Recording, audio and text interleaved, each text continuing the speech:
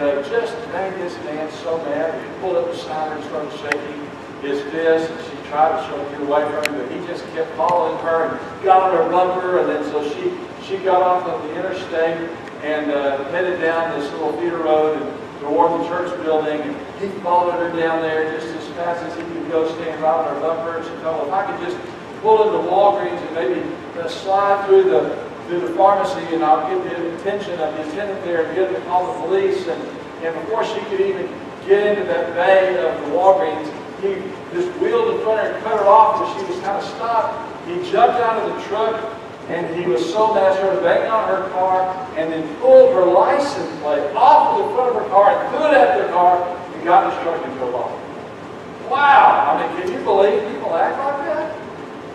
How scary is it? Well, sadly, they do. And even people act like that probably we would think never would do something.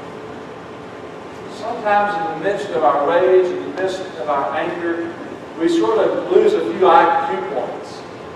And we don't maybe always see what's going on when others are seeing it and it's quite evident.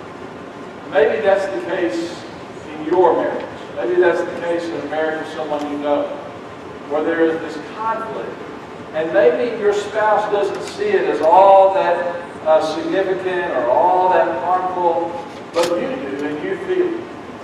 It's important to you, but maybe it doesn't seem important to your spouse.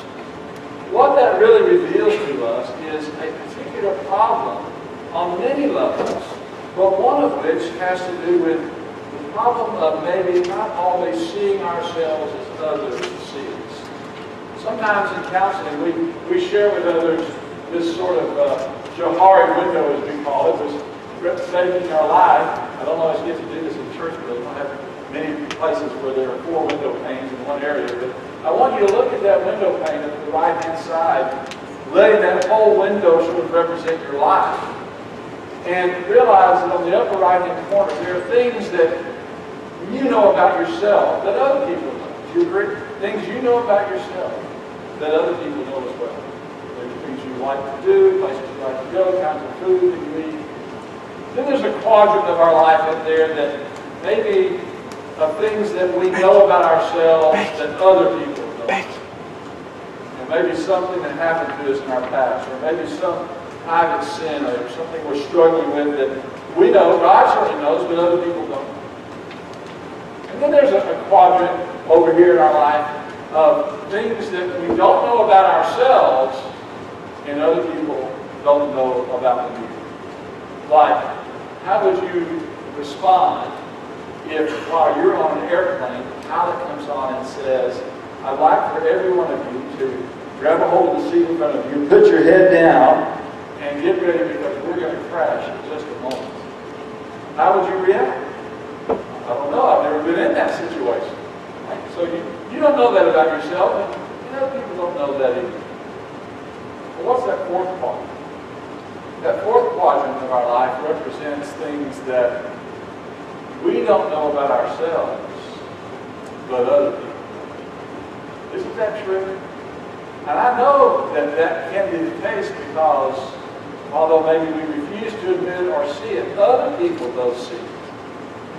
I was asked to take an introspection test one time and then asked an evaluation and then required to ask a relative, a professor in my class, and then maybe a trusted friend to take the same test about me and then compare my responses to their responses. And I remember getting back the response from the campus minister that I considered to be with me at the time, and still is. And looking at his responses thinking, what? I'm not that way. What do you mean? I don't have that problem. And I got to thinking about it later on, even though for a while I totally rejected that maybe I did have a problem. But even if I thought in my mind I didn't have a problem, what was I doing that was causing other people to perceive that? And what we tell couples sometimes in dealing with conflict in a marriage situation overall is that which is perceived is generally just as important as that that which is weak. That which is perceived is generally just as important as that which is weak. Because if I can get couples to begin to see, well, I'm not harsh, I'm not judgmental, I'm not, a person that just shuts you out. I'm not cold. You have all those kinds of things. And maybe that's true. You're not harsh, you're not judgmental, you're not cold. But some are perceiving. Why is that the case? And if they're perceiving you in that way, it's creating an issue in your marriage that needs to be dealt with, that needs to be discussed. One of the hardest things in conflict resolution is for us to look at ourselves and evaluate ourselves. Because what do we usually do in conflict? What are we usually doing when conflict does occur? We're usually in the defensive. And as long as that's the case, it's going to be hard to resolve. Now, the Bible gives us a lot of help in regard to how to overcome roadblocks, how to see that maybe, a person that can erupt and just act in a certain way that under normal circumstances they wouldn't have, how can we change that behavior? Let's talk about it. Take a look at these things and realize that as we go down the road of life and see the conflict that can erupt in the lives of people, notice that we want to remember, first and foremost, that our desire needs to be like Jesus. We sang this song yesterday, "Oh, to be like thee, lowly in spirit, holy, harmless, patient, brave, deeply enduring, who reproach, willing to suffer, others to suffer." So this is a critical point for us to keep in mind that as we deal with this subject, let's notice first of all that conflicts are inevitable. They're bound to come up. And this is a part of what's on your handout. You have that before you can take a look. Conflicts are bound to come up. They're inevitable. Anytime two people get together, for more than a short while, sooner or later, some may arise that are serious enough to wreck the relationship, unless, now here's the part you want to underline, unless you know how to handle it. In working with couples, we will tell them, especially those who are about to get married, do you anticipate that you will have any conflict in your marriage? Oh yeah, I'm sure we have a little disagreement here or there. And we also like to ask, have you already had any conflict? Well, not really. And do you anticipate it? Well, maybe, I'm not sure, probably not. We love each other too much. And we will then sort of lovingly remind them of the fact that even the best of marriages have disagreements. We are individuals brought up in two different households, and even though we may both come from Christian families, we still have different ideas about how things are to be done. The things that we can disagree about just are numerous. They just sort of go on and on. And we're also, because of our personalities and because some days we just don't feel good, are maybe prone to being a little bit irritable. And maybe conflict can arise just as a result of our not feeling. So don't beat yourself up and think, well, we're just a sorry couple, that things are really bad for us because we have conflict problems. I want you to realize that it's a fact of life. God created us as individuals with different goals and attitudes and beliefs and behaviors. And whenever any of these differ from another, conflict may occur. The conflict, now notice this, the conflict themselves are not necessarily the problem, but our reaction to them. Let's look at Proverbs 27:17. Open up your Bibles. I want you to see something. Who has Proverbs 27:17?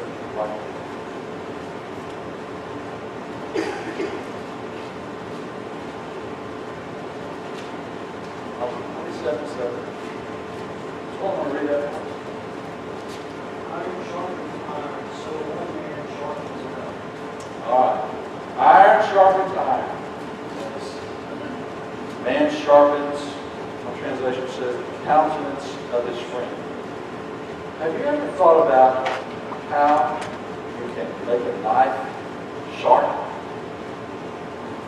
By a flash that occurs with something else that's hard. kind of strange, isn't it? Whether many years ago, a Roman soldier taking a sword, and he's got a rock, and he's sort of going up and down one side or the other, two hard surfaces coming together. Or a piece of steel, we're taking that knife and going up and down one side or the other with that steel. We know that something hard, like steel, can sharpen something else like another piece. If we get them going in the right direction. Now, if you take that rock, and you take that stone, or that piece of steel, and you turn it over and turn the blade over, and you start hitting it like that, it's going to dull. It's not going to work. Now, what I'm suggesting to you from this passage is that there is a clash, a natural clash that occurs when people get together. We just have different personalities. There's just sort of a clash, you know. And so the thing is, if we can get those clashes going in the right way, instead of like this, it can actually work for our good. It can actually sharpen us and make us a better person. I like to start there in dealing with conflict resolution because a lot of people sort of avoid conflict.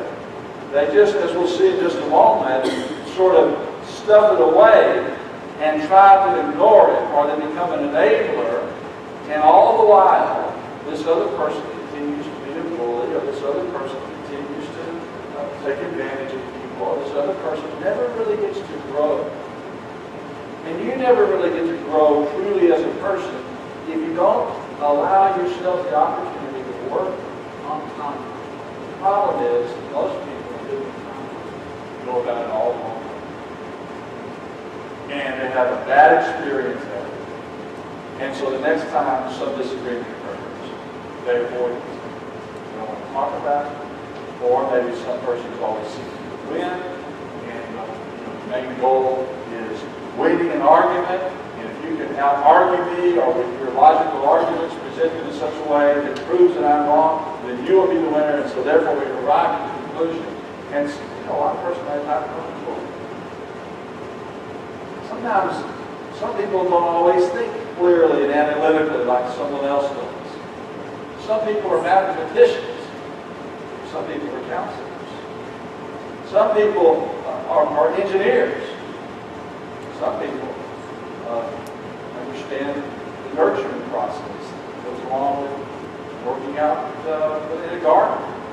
We all have different attitudes and different ways of looking at things. And so understand that the process of conflict resolution allows us to get the classes going in the right way. And when it does, it will sharpen us and it will make us a better person. So how do we do it?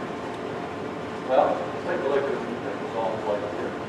And the first one is that we really do have to have faith in God if we're going to be talking about it. We have to have faith in God. Now the next slide, let's go and pull this one up, the next one. It's a very similar one. We're going to make a distinction between the two. The first one is have faith. The other one is walk by faith. I'm sorry, go back to here. So the first one, these two right here, is have faith, and the other one is walk. It's the difference. When we speak of having faith, yes, faith involves our looking at the evidence and reasoning to a rational position, to a conclusion about the truth of something. Hebrews 11, verse 1. But faith is much more than just simply examining the evidence.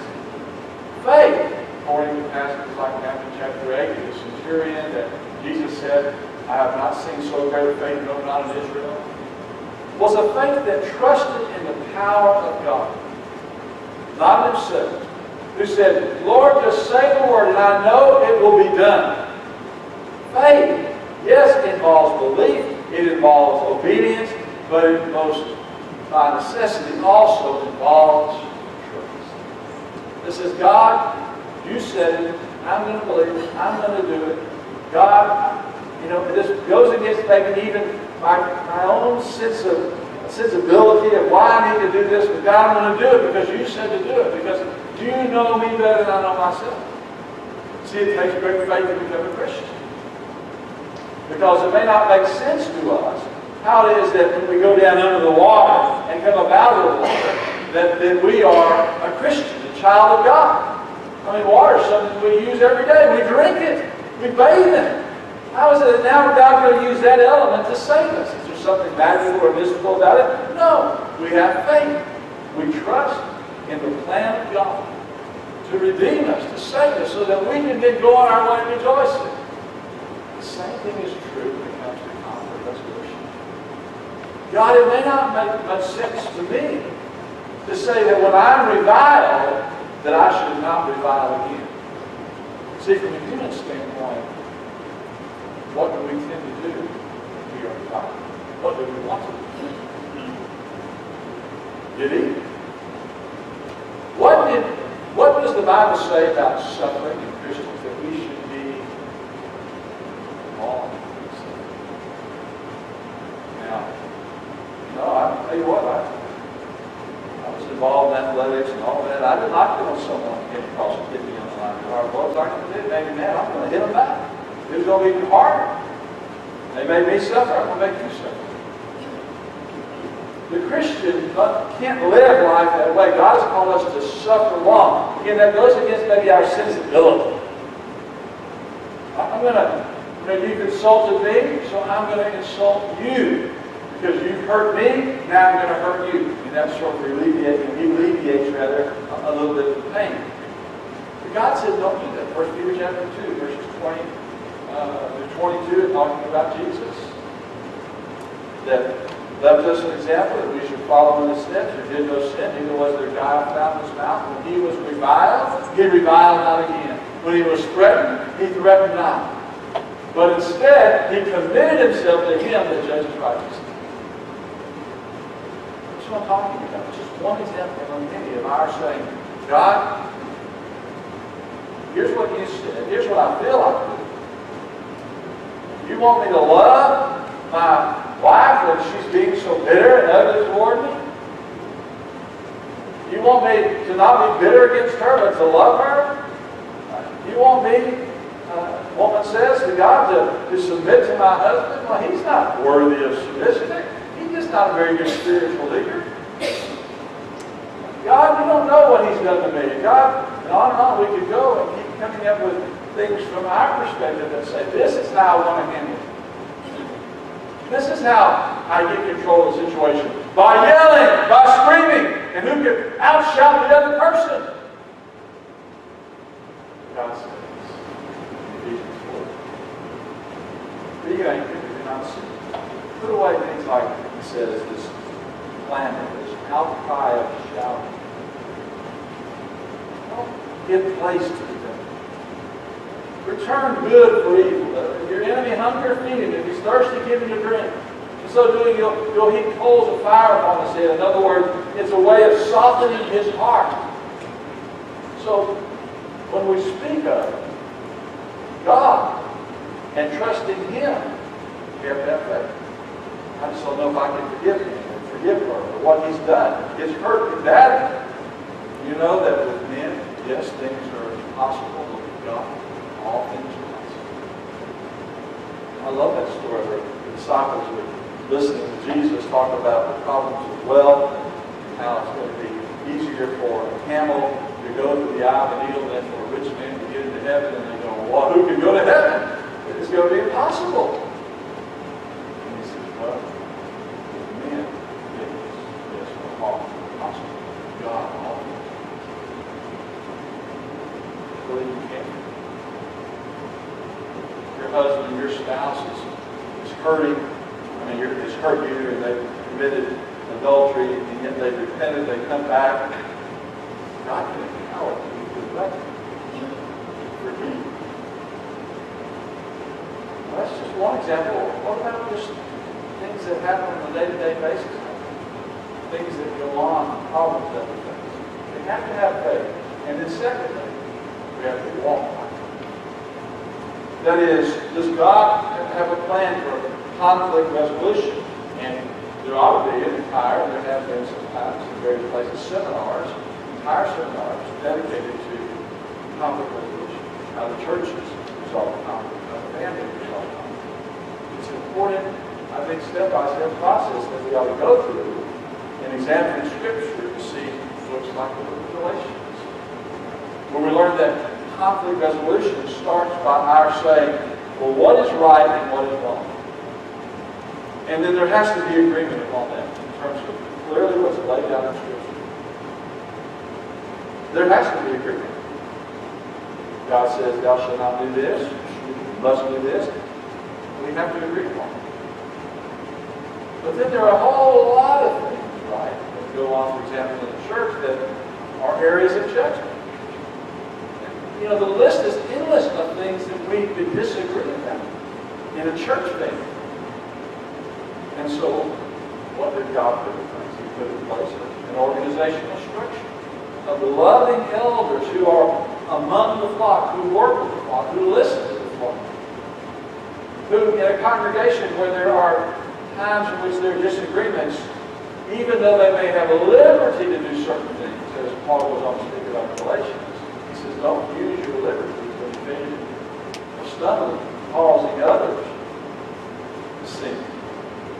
Beware lest we divide and devour you, that you consume one by another. And if you see a brother overtaken in trespass, and you which are spiritual, restore such a one in the spirit of meekness. So when it comes to all these areas of judgment, what do? We have conversations.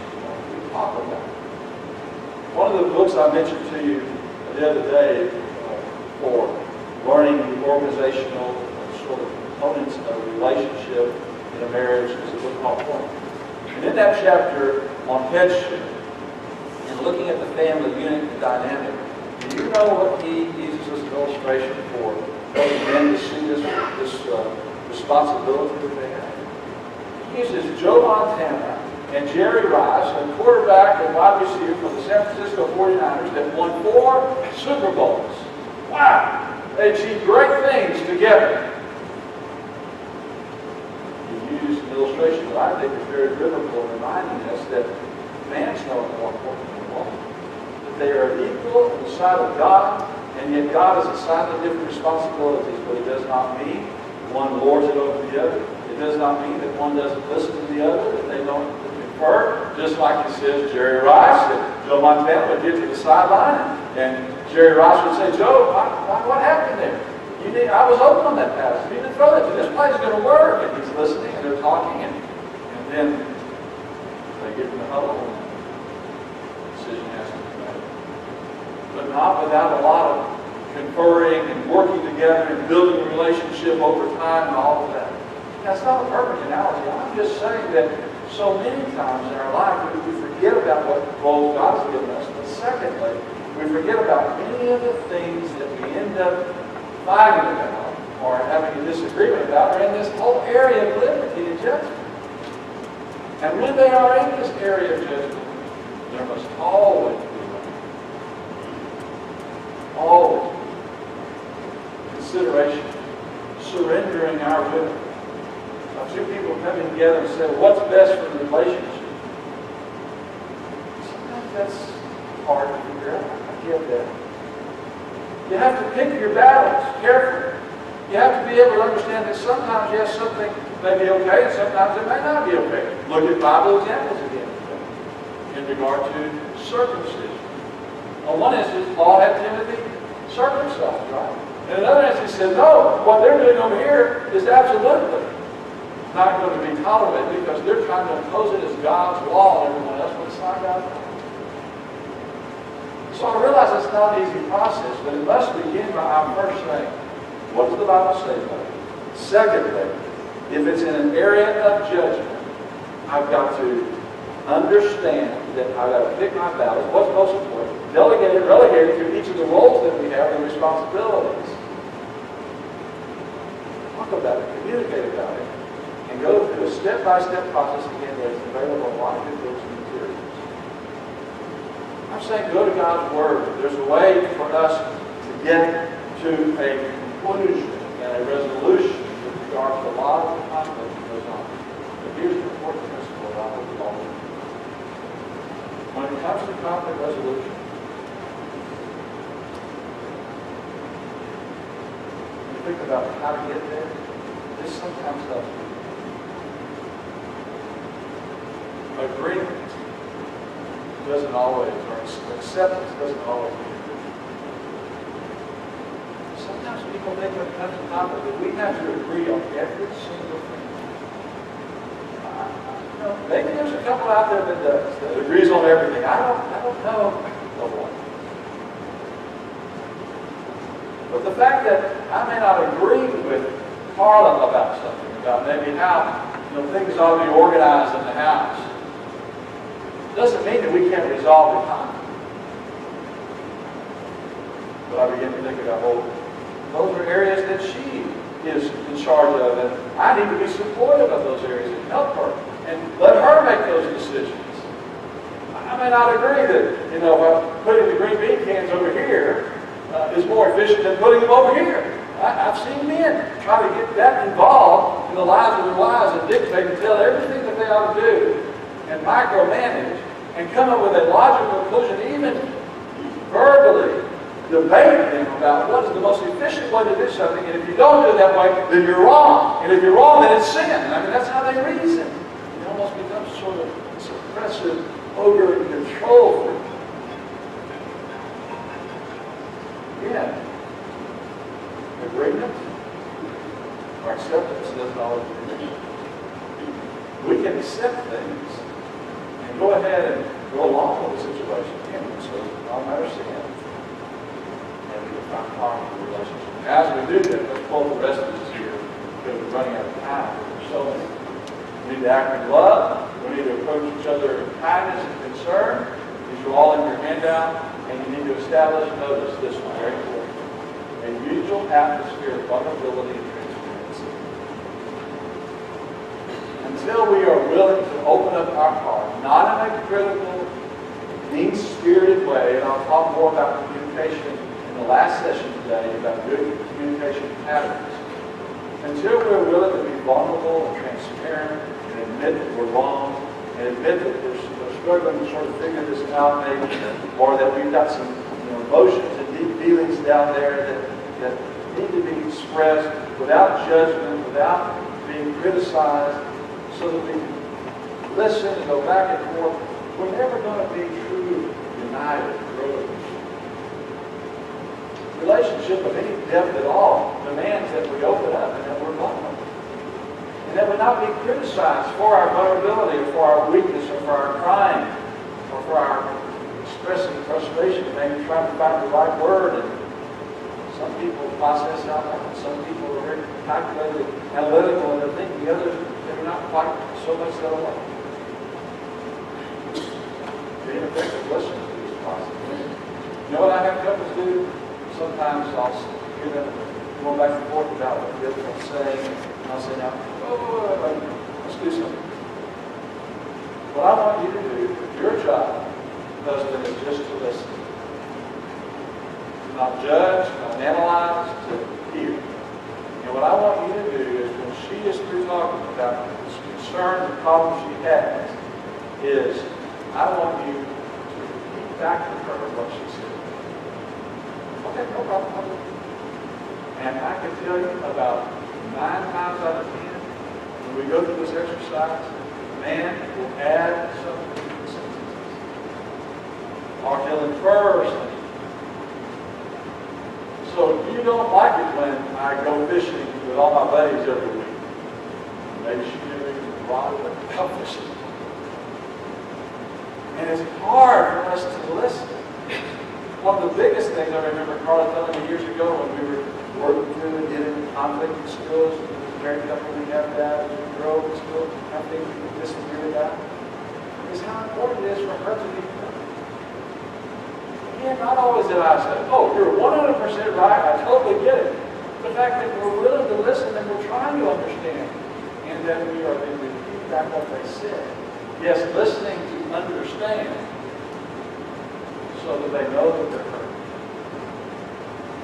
Effective listening is absolutely critical because not only does it show the other person we care and that we love them, but it also allows us to really get to the root, to get away, to sort of dispel the myths and put aside the misunderstandings that so easily sort of are generated just by the fact that these individuals tend to moral trouble, we make things worse than they are, we sort of speculate, and we have our ideas, and so it allows us to really get to what the real problem is. Well, as we go through this process, notice that one of the things that we've got to make sure we control that often shuts down conflict resolution problem. So think about controlling your anger.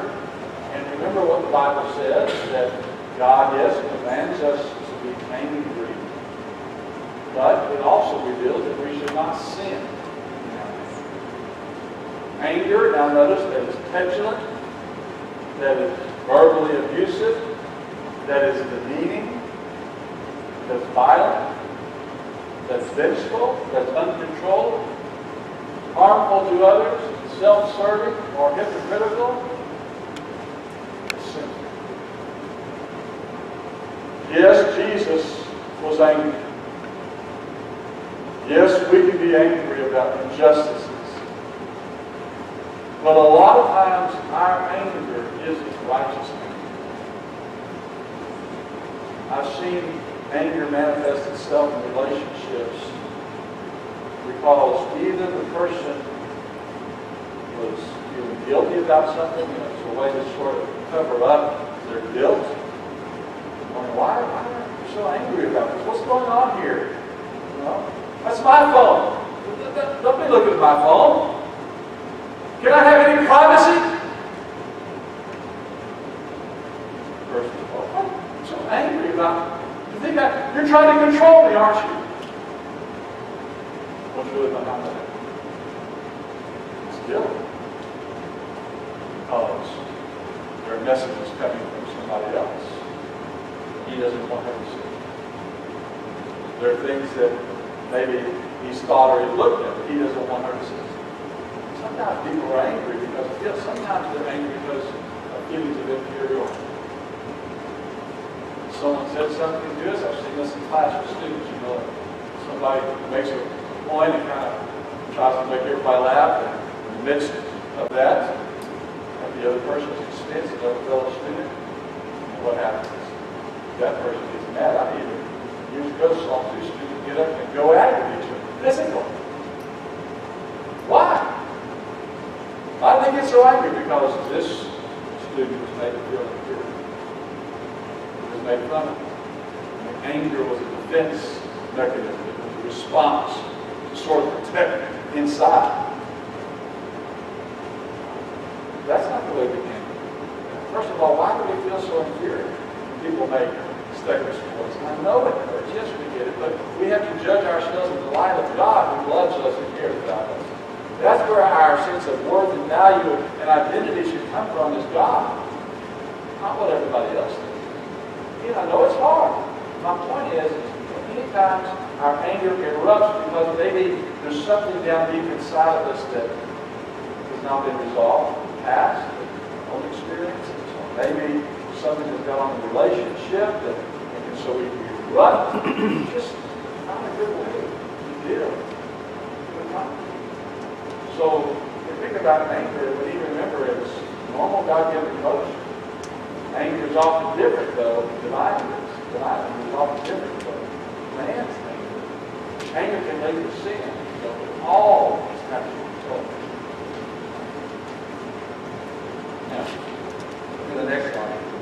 As we're dealing with this anger, and as we're dealing with conflict resolution, let's make sure that we're not practicing one of the following styles. Here they are on the back of page 2. And some of this we're going to come back to in later lesson. I'm sure you combine some lessons depending upon how long the seminars are and so forth.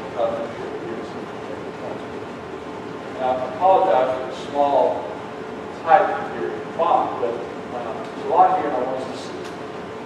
Here's how I find that some people deal with conflict. Some of them are bullies. Sometimes we might project truth. We might be very right about something, but we withdraw grace.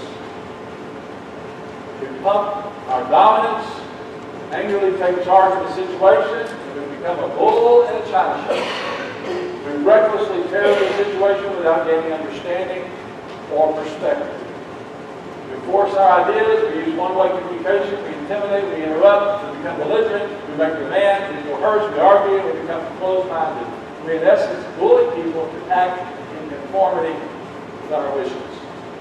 By the way, I always read these every time I think of old things in the past, made mistakes in, even with our children, acting like a bull, not sorting it out. I always think about Jordan and Jacob being outside at the church parking lot of a busy intersection there in Goodrich Springs where the church was located at that time, right after school, and I hear him screaming and yelling outside, and I look out there, and Jacob is on top of Jordan, trying to pull the basketball away from him, and he's hitting him, and I get all angry. Of course, a lot of anger is not there, it's all the cars going up and down the road. Get in this tree right now. What are you doing beating up on your brother like that? And he said, but Dad, I told you to sit and listen. But Dad, no, don't say a word. But he's doing it. Don't say what I saw. And I hear Jordan in the back and say, Dad, you need to listen to him, he's right. It's like the first time his brother admitted to his other brother, because he knew he was getting in trouble. And what Jordan had said is, if you can steal this basketball from me, he thought it was a top shot basketball, if you can steal it from me, then you can keep it. Well, he stole it from him on the first little play they had, and so then Jordan decided, no, I'm taking it back. It's my basketball. You can't have it. It's mine. Well, Jacob said, didn't understand that. It was his. He made a promise. Now, that was not the best way to try to get the basketball back. I understand it. But my point was, what did I see when I went out? I saw only from a limited perspective of what was a larger problem and situation that was going on that I was not privy to. How many times do we erupt and get so angry, trying to take control of the situation without understanding the context, without understanding really both sides of the story? Don't be a bully. Don't be the kind of person that just jumps in like that. Now let's look at the next sort of so-called resolution conflict style, and that is so-called postal support. This is an approach that when we withdraw truth and we withdraw grace. First, we take a passive, submissive, weak, or compliant posture out of fear or insecurity. We don't want to create problems. We don't want to lose our job. We don't want to get in a fight or make waves or become controversial or be unpopular. We become doormats and we let others walk on us. But then at the same time, now notice, at the same time, we take a hostile, unresponsive posture toward a person out of anger or hatred. We lick our wounds, we tally their sins, we suppress our true feelings and emotions, we turn inward and we become introspective, we secretly plot their demise and wish evil on them. Then it all explodes. And by the way, sometimes along the way we even become passive aggressive. No, we're not out with that. Maybe we do things intentionally, sort of undermine. Hurt. Why would that? See, we withdraw truth and we withdraw grace. Well, what's the third way? The third way is an enabling process. This is a combination. And the other combination is where we reject grace while we withdraw truth. Instead here, though, of dealing with the problem, we just let things happen. We show the same weakness, compliance, and submissiveness as the last profile. But instead of getting angry, we try to appease the aggressor. We want to be accepted and loved and popular and keep people happy, so that we meander and compromise while the whole world around us deteriorates. You see, families like that. I know things are bad, but we're not going to go to some counselor. We're not going to go and try to find help. Just sort of smooth over differences and conflict and value harmony over truth. We enable. We speak falsehoods to achieve artificial peace. We seek to become one big happy family or country club, sort of power around with them. But we know what's happening is that the family becomes dysfunctional. The walls are falling in all around. Maybe one of the parents becomes a hero, the other one becomes the one always. All along this struggle and this problem, the only point of knowledge. In fact,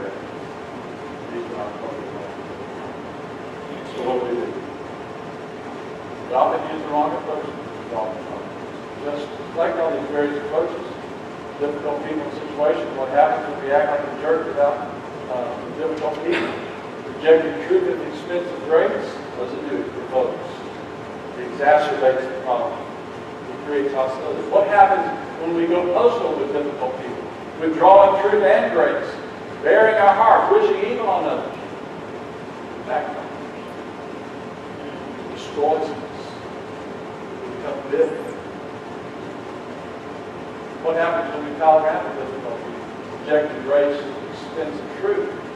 It enables it. We get taken advantage of. They're never helped. What happens when we show Christ-like behavior is difficult? What happens if we truly think about passages like Ephesians 4? We think about practicing these principles. Yes, rejecting the truth, but doing so in a way, as I gave this handout to some of you men last night in the gathering there, I'm not being authoritarian in our picking up the positions of right and wrong and living in the way that God says to do. There's a lot to this, and a lot of components that we can add to this as we go along. Grace and truth. As we go down the marriage road of life, when things were great, and when we started out happy, that can be that way even better. When we follow God's will, and when we control our anger, when we seek to resolve and to make marriage great, to exercise the spirit of humility, willingness to serve,